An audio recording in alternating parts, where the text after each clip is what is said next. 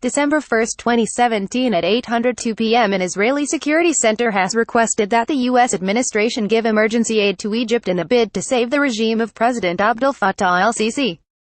The Institute for National Security Studies in Israel called upon the Trump administration to aid the Egyptian government in tackling Daesh militants in the Sinai. In its latest report published this week, Professor Yoram Schweitzer and Dr. Ofir Winter from Tel Aviv University specifically stressed the need to provide the army with weapons, intelligence and field consultations.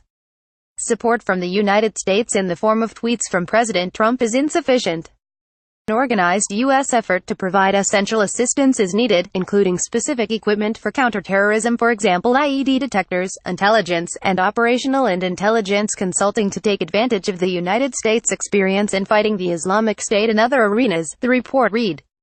The study highlighted gaps in Egypt's security services and called for the introduction of a specialist unit to tackle the situation in the Sinai, without harming civilians, warning that locals would otherwise be encouraged to join the militants.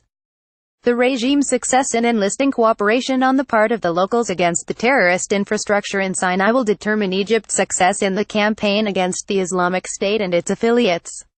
Read Egypt seeks alliance with tribes to battle Sinai unrest. The report comes in light of last Friday's attack on a mosque in El Rada that killed over 300 people, including 27 children, and injured some 128. So far no group has claimed responsibility. However, witnesses reported that militants were carrying flag of Daesh's description. Following the bloody attack, social media activists have criticized al-Sisi for his failure to provide the security to Egypt, despite all the powers and authorities he had obtained. Egypt has been battling a Daesh insurgency since mid-2013, when Mohamed Morsi, Egypt's first democratically elected president, was ousted and imprisoned in a military coup.